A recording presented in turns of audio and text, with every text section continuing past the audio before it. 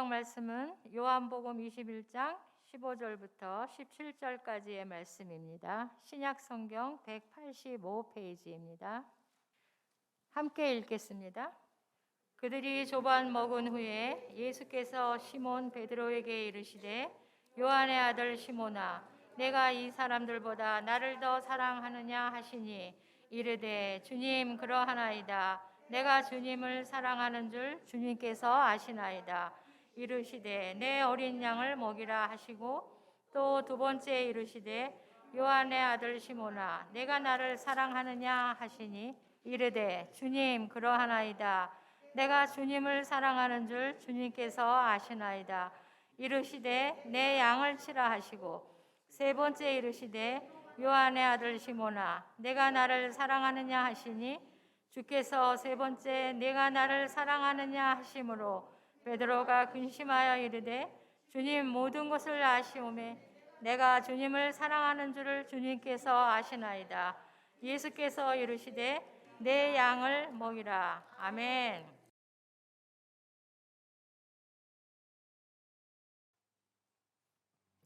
의도한 것은 아닙니다.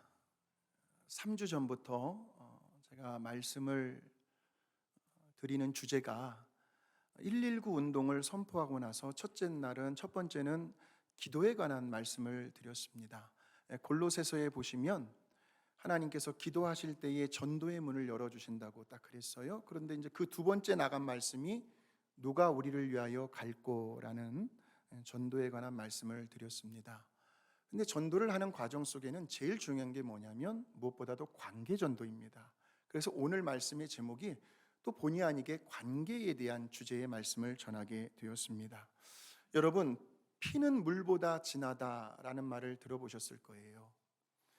혈연 관계, 즉 부모와 자식 간의 관계를 비유하고 있는 말입니다. 끊을래야 끊을 수 없는 관계를 의미합니다. 일반 세상 사람들은 아무리 서로 사이가 좋고 친하게 지냈다고 해도 어느 날 어떤 이유에서인지는 모르지만 일방적으로 잘못하는 경우는 없습니다. 손바닥도 마주쳐야 소리가 납니다. 그런데 한번 그 관계가 금이 가고 깨져버리면 세상 사람들은 이렇게 결론을 맺을 가능성이 많습니다. 야, 나 이제 그 사람 안 보고 살면 그만이야. 내가 뭐 아쉬울 게 있어? 나 손해보는 거 없어. 얼마든지 충분히 이럴 수 있습니다. 세상 사람들은. 그런데 가족 간의 혈연 관계는 뿐만 아니라 예수 그리스도 안에서 예수님의 보혈, 그 한 피를 물려받은 형제 자매는 에이, 안 보고 살면 그만이지. 어떻게 안 보고 살 수가 있어요? 천국에 가면 다 만날 텐데요. 이렇게 칼로 물을 자르듯이 단정 지을 수 있는 관계가 아니라는 겁니다. 끊을 수 없는 관계입니다. 물론 관계가 소원해질 수는 있습니다. 금이 가고 삐뚤어질 수는 있어요. 그런데 이 문제와 갈등은 내가 다시는 그 사람과 상종을 안 하고 안 보고 끊어서 해결될 문제가 아니라, 왜냐하면 그렇게 되면 내 마음만 괴로워요. 내 마음만 고통스러워요. 성령님의 근심과 탄식이 우리를 가만히 내버려 두질 않아요. 그리고 우리 예수님께서도 뭐라고 말씀하시냐면요, 그러므로 예물을 제단에 드리려다가 내 형제에게 원망 들을 만한 일이 있는 것이 생각나거든. 쉽게 얘기한다면 예배 드리러 오기 전에 집에서 부부싸움을 했다면, 그것이 생각난다면 그것부터 풀으라는 거예요. 예물을 제단 앞에 두고 먼저 가서 형제와 화목하고 그 후에 와서 예물을 드리라고 말씀합니다. 형제와 서로 화목하는 것이 주님이 보실 때는 더 중요하대요. 그런 마음의 상태로 예물을 드리고 예배를 드리는 그 예배를 기쁘게 받으시겠다는 겁니다. 그래서 반드시 우리는 서로 화해를 하고 다시 화목한 관계를 회복함으로써 해결해야 할 문제지, 안 보면 그만이다라고 결론을 지어서는 안 된다라는 겁니다. 우리는 이 땅에서뿐만이 아니라 영원한 천국에까지 함께 가야 할 하나님의 가족들인 줄로 믿습니다. 자, 우리 인사하시겠습니다. 우리는 하나님의 가족입니다. 우리는 하나님의 가족입니다. 예, 할렐루야. 예. 지금 베드로와 우리 예수님과의 관계가 그래요. 물론 베드로가 잘못했습니다. 그 베드로의 실수로 인해서 예수님과 그렇게 사이가 좋았던 관계가 약간 이렇게 금이가 있어요. 오늘 본문의 말씀이에요. 그렇다면 도대체 베드로에게 무슨 일이 일어났던 것일까요? 오늘 21장을 우리가 읽었지만 여러분들이 그것을 알려면 20장을 읽으셔야 합니다. 요한복음 20장이요. 우리가 이 베드로라는 인물에 대해서 연구를 해보면 베드로는 평상시에도요, 그의 생각을 그냥 가슴속에 담아두고 사는 사람이 아니었습니다. 다 사람마다 성격의 차이가 있으시겠지만 특히 베드로는 행동보다도 말이 먼저 앞서 나가는 사람이었어요. 성격이 좀 급했습니다. 그리고 욱하는 다혈질의 사람이었어요. 그러니까 생각 속에서 떠오르는 말이 있잖아요.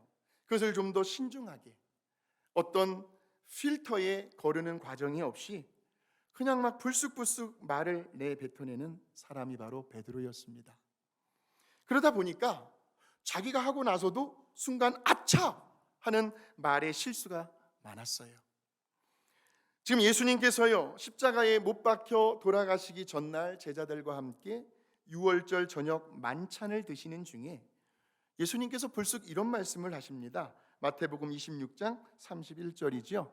그때에 예수께서 제자들에게 이르시되 오늘 밤에 너희가 다 나를 버리리라. 기록된 바 내가 목자를 치리니 양의 떼가 흩어지리라고 말씀을 하시는 거예요. 자, 보세요. 제자들이 예수님을 버리고 도망가는 것이 제자들 너희들이 선택해서 한 것이 아니라, 자, 누구의 뜻이에요? 내가 목자를 치리니 양의 떼가 흩어질 것이다. 즉 하나님의 계획과 하나님의 섭리 속에서 이루어지는 일이라는 거예요. 그러자 이러한 예수님의 말씀이 끝나기가 무섭게 베드로가 선뜻 먼저 나서서 이렇게 대답을 합니다. 그것이 33절의 말씀이에요. 베드로가 대답하여 이르되 모두 주를 버릴지라도 나는 결코 버리지 않겠나이다. 지금 저 한 구절의 말씀을 한번 가만히 깊이 한번 들여다보시기 바랍니다. 아니 그냥 단순하게요, 주님, 저는 끝까지 주님을 따르겠습니다, 이렇게 해도 될 말을 왜 굳이 베드로는 다른 사람들과 자기를 비교해요? 그러면서 모두 주를 버릴지라도 나는 결코 주님을 버리지 않겠나이다. 그러면 저 베드로의 소리를 듣고 있던 다른 제자들의 기분과 감정이 어떨까요? 왜 베드로는 저런 식으로 과장되게 말을 하냐는 거예요. 그러자 예수님께서요, 베드로에게 또 이런 말씀을 하십니다. 26장 34절이지요. 예수께서 이르시되 내가 진실로 내게 이르노니 오늘 밤 닭 울기 전에 네가 3번 나를 부인하리라. 베드로를 향해서 예수님이 조금 더 구체적으로 말씀을 하셨어요. 오늘 밤 닭 울기 전에 네가 3번 나를 부인할 것이다. 그저 사람은요, 얼굴 표정을 보면 이 감정이 어떤지를 대번 좀 드러나잖아요. 베드로가요, 예수님 무슨 그런 섭섭한 말씀을 하십니까? 하는 표정으로 베드로도 아주 더 강한 어조로 이렇게 대답을 합니다. 그것이 35절의 말씀입니다. 베드로가 이르되 내가 주와 함께 죽을지언정. 야, 정말 대단한 각오 아닙니까? 예수님과 함께 죽을 수 있답니다. 여러분, 지금 저 베드로의 말이 믿겨지십니까? 저는 저 구절을 묵상하면서요, 하나님께서 저에게 이런 지혜와 감동을 주셨어요. 우리들이 사회생활을 하면서요, 저런 사람들은 좀 경계하고 조심해야 할 필요가 있다. 앞에서 너무나 당당하게 큰 소리 치는 사람들이요, 막 하늘에서 막 별도 따다 줄 것 같은 그런 자신감으로 충천해 있는 사람들이요, 그런 사람들을 고지곧대로 믿으면 될까요? 안 될까요? 여러분은 고지고대로 듣지 마십시오. 사람은 겪어봐야 합니다. 지금 베드로의 저 모습을 보면서요, 저와 여러분에게 주시는 하나님의 지혜가 뭐냐면, 같이 한번 따라해 보실까요? 언제나 말만 앞서가는 사람들을 조심합시다. 정말 조심하셔야 돼요. 베드로가 저런 스타일의 사람이었어요. 그리고 보세요, 주를 부인하지 않겠나이다 하는 거예요. 그러자 이번에는 다른 제자들도 베드로에게 질세라 서로들 앞을 다투어 절대로 자기들도 주님을 떠나거나 부인하지 않겠노라고 아주 충성 다짐을 하는데, 그 다음 구절이 모든 제자도 그와 같이 말하니라. 그런데 안타깝게도 그날 밤 베드로는 정말 예수님이 말씀하신 것처럼 닭이 울기 전에 그것도 3번씩이나 예수님을 모른다고 부인을 합니다. 누가복음 22장에 보면 좀 더 리얼하게 나와 있어요. 누가복음은 의사가 썼어요. 근데 의사는 원래 성격이 세밀합니다. 아주 그냥 자세해. 그래서 누가복음은 하나의 장면을 쓰더라도 굉장히 디테일하게 기록해 놓았어요. 같은 복음서의 내용이지만. 자, 거기에 22장에 보시면 베드로가요, 예수님이 잡혀 들어가신 그 대제사장의 집들에서 다른 사람들과 함께 모닥불을 쬐고 있었습니다. 그때에 지나가던 한 계집종이 모닥불 불빛에 비춰진 베드로의 모습을 보면서 이렇게 말을 합니다. 이 사람도 그와 함께 있었느니라. 그러자 베드로가 놀라 당황하면서요, 즉시로 이렇게 대답을 해요. 지금 무슨 그런 말도 안 되는 소리를 하느냐고. 이 여자요, 내가 그를 알지 못하노라. 한 번 부인했습니다. 그러자 이번에는 또 다른 사람이 베드로를 가리키며 너도 그 도당이라. 당이라는 것은 한 패거리라는 거예요. 그러자 베드로는요, 어쩜 사람의 안색이 그렇게 하나도 안 변해요? 아주 단호하게 이렇게 말을 합니다. 이 사람아, 나는 아니로라. 2번째 부인을 했어요. 그러자 한 1시간쯤 지났을까요? 또 한 사람이 나타나가지고 아주 장담을 하면서 베드로를 향하여 이는 갈릴리 사람이니 참으로 예수와 함께 있었느니라. 그러자 이번에는 베드로가 펄쩍펄쩍 뜁니다. 나는 네가 하는 말을 알지 못하노라. 말이 떨어지자마자 기다렸다는 듯이 꼭뀨 하고 새벽닭이 울게 돼요. 그런데 그 순간 누가복음에 보시면 예수님께서 몸을 돌이켜 베드로를 쳐다보시는데, 예수님을 모른다고 3번 부인했던 베드로의 눈과 예수님의 눈이 마주쳐요. 아마도 베드로는 멈칫했을 겁니다. 그러면서 예수님께서 하신 말씀이 그제서야 생각이 난 거예요. 얼마나 자기 자신이 한심했을까요? 얼마나 자기 자신이 미웠을까요? 그래도 일말의 양심이 있었던지 베드로는 밖으로 뛰쳐나가서 통곡을 하면서 엉엉 웁니다. 그리고 그날 아침 9시에 예수님은 십자가에 달려 돌아가시고 해가 지기 전에 무덤에 묻히십니다. 그리고 사흘째 되는 날, 그러니까 주일 새벽에 막달라 마리아를 비롯한 몇몇의 여인들이 무덤에 갔다가 예수님께서 다시 살아나셨다는 소식을 천사들을 통해 듣게 됩니다. 물론 베드로와 요한도 뒤늦게 소식을 들었어요. 그리고는 예수님의 그 빈 무덤을 확인하고 돌아옵니다.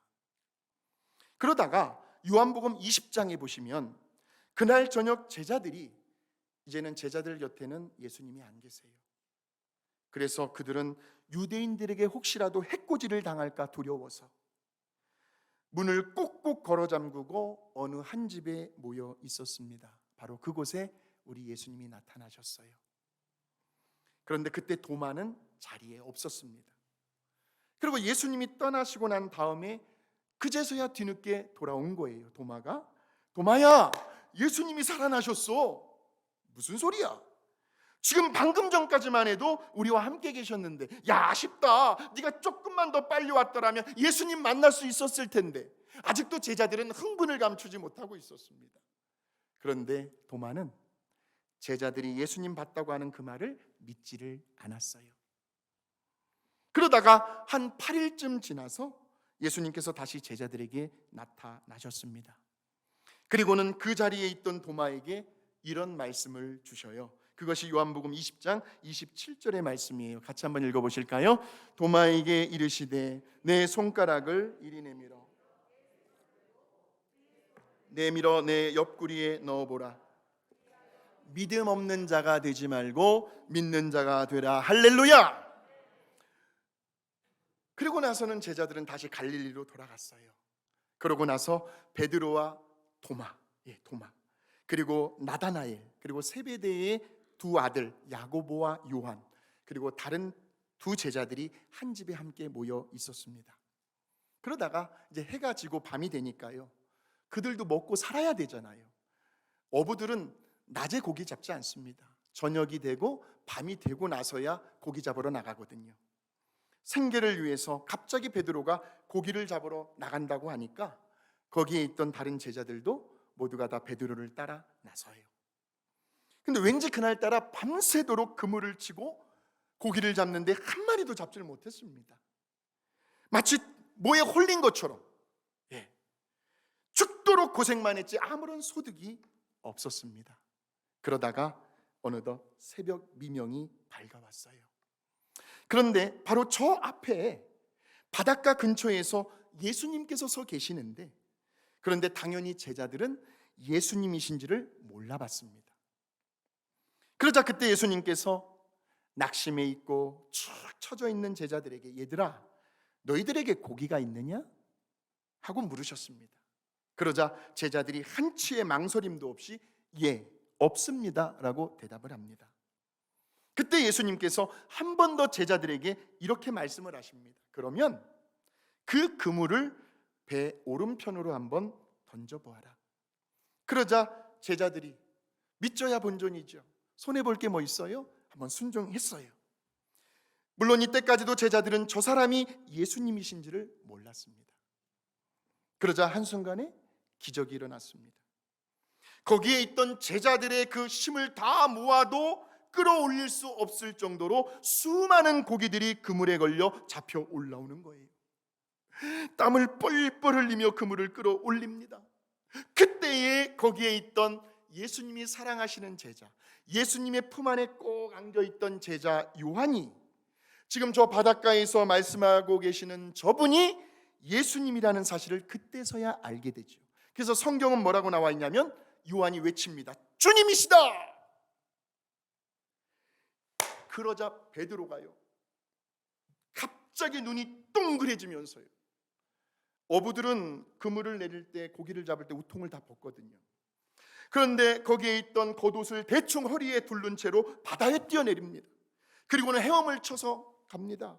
그 거리가 대략 200규빗, 약 90야드 정도 떨어진 거리였어요.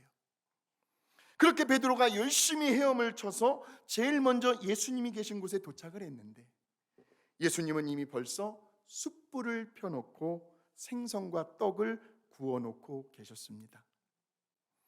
물론 다른 제자들은 이제 그 그물에 잡힌 고기가 혹시 몇 마리인지 아셔요?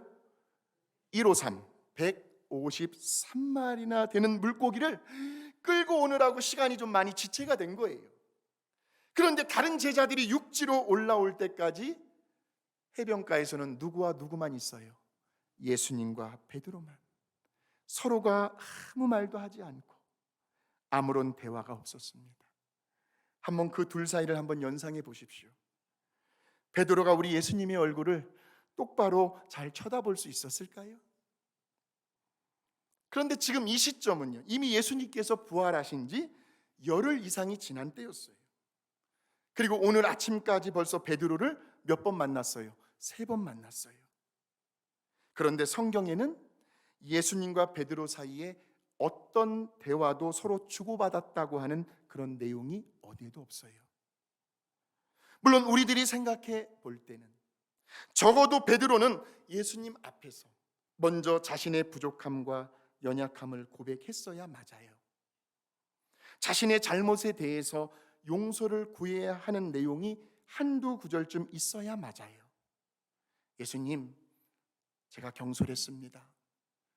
제가 소리는 뻥뻥 쳐댔는데 제가 말대로 지키지 못했습니다. 죄송합니다. 이게 정상적인 거예요. 아니면 또 입장을 바꾸어서 예수님이요 베드로에게, 야, 다른 제자들이 있으면 너 자존심 좀 상할까 봐 내가 지금 얘기할게. 거봐라 베드로야, 내가 말한 대로 너 정말 됐지. 이런 질책이나 책망, 어떤 위로의 말씀이 한두 마디쯤 있어야 하는데 성경 어디에도 이런 대화는 찾아볼 수가 없어요. 여러분, 결자해지라는 말을 들어보셨습니까? 결자해지. 매듭을 진 사람이 먼저 풀어야 한다는 뜻입니다. 즉 자기가 저지른 일은 자신이 먼저 해결해야 한다는 말씀이에요. 그러니까 인간관계에서요, 본의 아니게 서로가 어떤 오해를 할 수 있어요. 섭섭하고 서운한 일이 생겼을 때에 그 상황을 만든 사람이 먼저 나서서 해결을 해야 한다는 뜻이 결자해지예요. 그런데 대개 보면 저부터도 사람들은 기다려요. 그냥 모른 척해요. 그리고 잘잘못을 떠나서 상대방이 먼저 풀어주기만을 원해요. 지금 우리 예수님과 베드로의 관계를 본다면요, 굳이 상처를 받은 사람을 따진다면 피해자는 우리 예수님이세요. 베드로는 예수님을 3번씩이나 모른다고 부인을 했고 예수님을 배신한 사람이에요. 그래서 어떻게 보면 지금 먼저 결자 해지를 해야 할 사람은 베드로입니다. 부활하신 예수님께서 나타나셨던 그 첫날 밤에 베드로는 예수님 앞에 무릎을 꿇고 회개하며 용서를 구했어야 맞아요. 그런데 오늘 지금 이 갈릴리 바닷가에서 예수님을 3번째로 만났을 이때까지도 베드로는 아무 말도 하지 않고 있더라는 겁니다. 아마도 그저 그냥 술에 물 탄 듯 얼렁뚱땅 지나가려고 했던 것 같아요. 그런데 우리 예수님께서 먼저 자리를 만들어 놓으셨어요. 숯불에 고기도 구워 놓고 떡도 준비해 놓고 계셨어요. 그리고는 베드로를 비롯하여 함께 있던 제자들을 조촐한 만찬의 자리로 초대를 하신 거예요. 와서 조반을 먹어라. 그러니까 밤새도록 고기를 잡느라고 그렇게 고생도 많이 했을 텐데 얼른들 와라, 우리 같이 아침이나 먹자 하는 말입니다. 와서 조반을 먹어라. 그러자 제자들은요, 밤새 추위에 얼마나 떨었겠어요. 얼어붙은 몸을 모닥불에 녹이면서 정신없이 막 아침 식사를 하는데 아마도 모르긴 몰라도 제자들의 마음속에는 만 가지의 생각이 스쳐 지나갔을 거예요. 더군다나 다른 누구보다도 베드로의 마음은 더 복잡하지 않았을까요? 어찌되었든 이제 아침 식사가 다 끝났습니다. 그렇게 한참을 침묵의 시간이 흐른 뒤에 드디어 예수님께서 베드로에게 먼저 말을 꺼내십니다. 요한의 아들 시몬아, 네가 이 사람들보다 나를 더 사랑하느냐?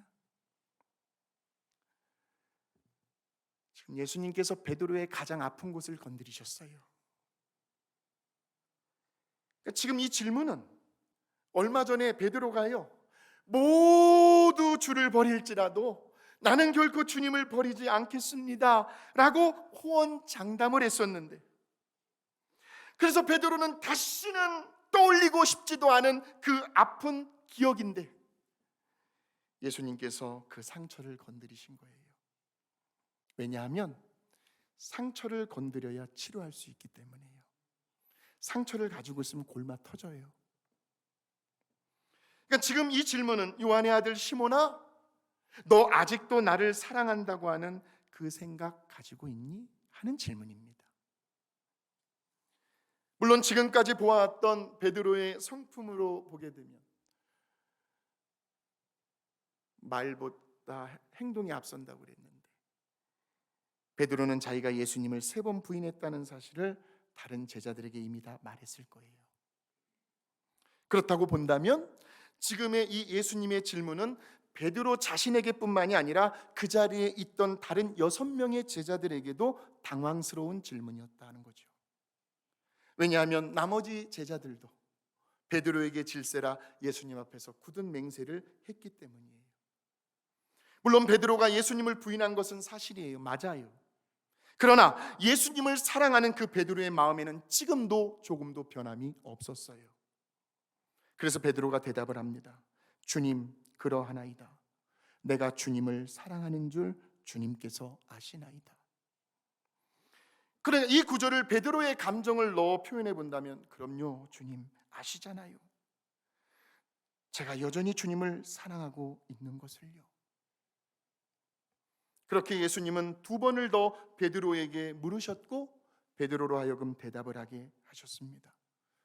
그리고는 내 양을 먹이라, 내 양을 치라는 목양의 사명을 주십니다. 나를 사랑하는 그 마음으로 내 양들에게, 베드로야, 너의 양이 아니야. 오늘 이 자리에 계신 성도들은 최우신 담임 목사의 양들이 아니야. 예수님의 양들이야. 그들에게 좋은 말씀의 꿀을 먹이고 저들을 잘 보살피라는 거예요. 자, 여기에서 우리 예수님과 베드로의 대화를 보게 되면요, 예수님은 베드로가 먼저 결자 해지하기를 기대하지 않으셨어요. 왜냐하면 베드로에게는 그럴 만한 능력이 없었어요. 그래서 예수님 자신이 먼저 나선 거예요. 그리고는 베드로가 다시 한번 예수님을 사랑한다고, 그것도 3번씩이나 고백할 수 있도록 예수님은 옆에서 베드로를 도와주신 것뿐이에요. 그런데 성경의 역사와 스토리를 보게 되면 언제나 모든 문제는 인간의 편에서요, 우리 사람들이 일으켰더라고요. 그리고 그 뒤치다꺼리는 늘 하나님의 몫이었습니다. 어린아이들이 다 일을 저지르면 그것을 치우는 몫은 부모님이 하시는 것처럼, 그러니까 사람들은 문제를 일으켰고 하나님은 그 문제를 수습하셨어요. 다시 말하면 죄는 사람들이 짓고 용서는 하나님이 하셨어요. 또한 사람들이 먼저 하나님을 떠났습니다. 그러면 하나님은 또다시 사람들을 찾아가십니다.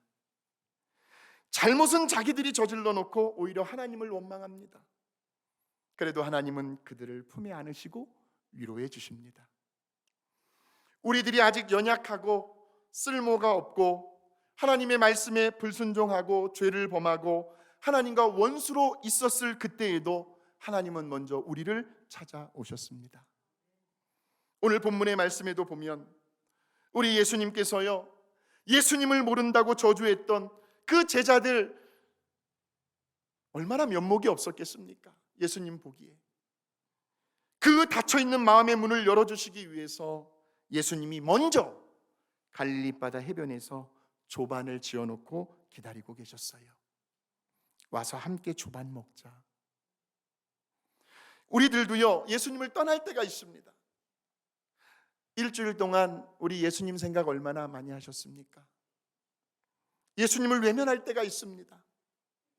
예수님을 멀리할 때가 있습니다. 예배 생활, 믿음 생활을 게을리할 때가 있어요. 그래서 괜히 우리 예수님과의 관계가 소원해지고 서먹서먹해지고요, 왠지 어딘가 모르게 낯설고 어색해질 때가 있습니다. 그런데 그럴 때면 언제나 꼭 먼저 말을 걸어오시는 분은 우리 예수님이십니다. 어떤 사건을 통해서요, 예수님께서 깨닫게 해주십니다. 또 사람을 통해서요, 하나님의 음성이 들려오게 하십니다. 때로는 주의 종의 권면을 통해서요. 항상 주님께서 먼저 찾아오십니다. 그리고는 오셔서 우리들의 그 경직되어 있는 얼어붙은 마음을 녹여주십니다. 얽히고 설킨 감정들을 풀어주십니다. 그리고는 마침내 저와 여러분의 입에서 주님 감사합니다, 주님 저도 주님 많이 사랑합니다, 순종이 제사보다 나았습니다 하는 말이 나오게 하십니다. 때로는 우리들의 눈에서 감사의 눈물을 흘리게 하실 때도 있습니다. 그래서 가만히 돌이켜보면 절대로 우리 편에서 먼저 시작하는 법이 없었습니다. 언제나 하나님께서 먼저 우리에게 다가오셨습니다. 이것이 우리에게는 은혜입니다. 받을 자격이 전혀 없는데 나 같은 사람을 분에 넘치도록 지금도 사랑을 쏟아부어주고 계시는 우리 하나님의 사랑이고 은혜입니다. 예수님은 유월절 저녁에 제자들의 발을 씻어주신 후에 이렇게 말씀하셨습니다. 자, 우리 요한복음 13장 14절 15절을 같이 한번 읽어보실까요? 시작. 내가 주와 또는 선생이 되어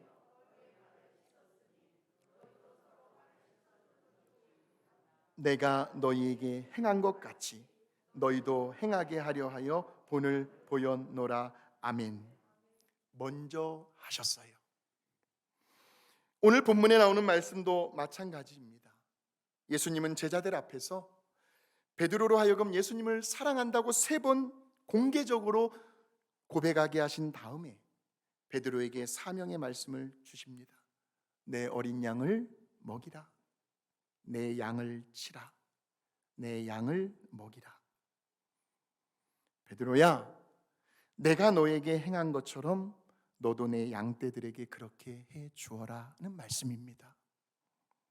내 어린 양들이 결자 해지할 때까지 기다리고 있지 말고 베드로야, 네 편에서 네가 먼저 찾아가라는 말씀입니다. 자식들이 먼저 전화 오기를 기다리지 마십시오. 오늘 이 말씀을 전하고 들은 이후에는 우리 부모님들께서 먼저 자식들에게 한번 전화를 걸어 보시기 바랍니다. 그리고는 예수님께서 마지막으로 베드로에게 Follow me, 나를 따르라는 거예요. 너도 나처럼 살아야 한다는 말씀입니다. 그래서 결국 베드로는 예수님을 위해서 순교를 당하게 됩니다. 그런데요, 어떻게 내가 감히 예수님처럼 십자가에 똑바로 매달려 죽을 수 있을까? 나는 그럴 자격이 없는 사람이다 해가지고 십자가에 달려 죽긴 하는데 거꾸로 매달려 순교를 합니다. 그러므로 오늘 이 시간 우리 예수님께서 저와 여러분에게도 동일한 말씀을 주십니다. 먼저 우리를 찾아오셨어요. 우리들의 그 죄의 문제를 해결해 주셨어요. 그리고 하나님과 화목하게 해주시고 나서 그 화목의 사명을 저와 여러분에게도 부탁을 하고 계십니다. 바로 이 화목의 사명을 가장 잘 감당했던 사람이 사도 바울이었습니다.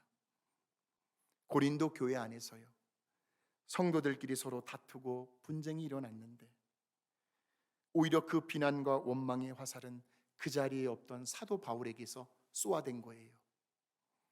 그러자 바울은 저 고린도 교회 성도들을 향해서 먼저 찾아갑니다. 그리고는 그들과 화목을 이루게 되죠. 자, 그 말씀이 고린도후서 5장 18절에서 19절의 말씀이에요. 같이 한번 읽어보겠습니다. 모든 것이 하나님께로서 났으며 그가 그리스도로 말미암아 우리를 자기와 화목하게 하시고 또 우리에게 화목하게 하는 직분을 주셨으니 곧 하나님께서 그리스도 안에 계시사 세상을 자기와 화목하게 하시며 그들의 죄를 그들에게 돌리지 아니하시고 화목하게 하는 말씀을 우리에게 부탁하셨느니라. 오늘 이 말씀을 통해서요, 그 대상이 누가 되었든지 간에요, 그것이 우리의 가족이 되었든 친척이 되었든 형제 자매가 되었든 자녀들이 되었든 성도들이 되었든 이웃들이 되었든지 간에 이 시간 시간과 공간을 초월하시며 역사하시는 그 하나님의 화해의 능력, 화목하게 하시는 그 능력이 우리의 삶 가운데 일어났으면 좋겠습니다. 한국에서도 일어나게 되고 타주에서도 일어나게 되고 우리가 사는 이 지역에서도 일어나게 되고 하나님 말씀 앞에 순종하니까 말씀대로 이루어 주시는 그 하나님의 능력을 경험하시고 그것이 귀한 간증거리가 되었으면 좋겠습니다. 그러려면 내가 먼저 오늘 이 말씀 앞에 순종해 보는 겁니다. 결자 해지에 관한 책임을 상대방에게 넘겨서는 안 됩니다. 물론 이 세상에 그 어떤 사람도 결자 해지할 만한 사람은 아무도 없습니다. 그럴 만한 능력들이 그들에게는 없기 때문입니다. 그러나 저와 여러분에게는 하나님의 능력이 있는 줄로 믿습니다. 예수님께서 베드로를 먼저 찾아가신 것처럼 베드로와 제자들을 위해서 숯불 위에 고기와 떡을 구워놓고 그들을 초대하신 것처럼 우리가 먼저 찾아가야 합니다. 내가 먼저 손을 내밀어야 합니다. 설령 아무리 생각을 해보아도 나에게는 잘못이 없는 것 같다 할지라도 저와 여러분 안에는 우리 예수님이 지금도 살아 계시기 때문에 우리가 그렇게 할 수 있도록 예수님이 도와주실 것입니다. 그리고 감히 우리가 상상하지 못하는 놀라운 일들을 저와 여러분을 위해 지금도 행하고 계십니다. 와서 조반을 먹어라. 우리식으로 표현해 본다면 우리 식사 한번 같이 하십시다. 제가 대접하겠습니다. 오늘 이 말씀 앞에 먼저 순종하는 저와 여러분을 통해서 우리의 삶 가운데 다시 끊을래야 끊을 수 없는 그 화목의 역사와 능력과 기적이 나타나게 되시기를 예수님의 이름으로 축원합니다.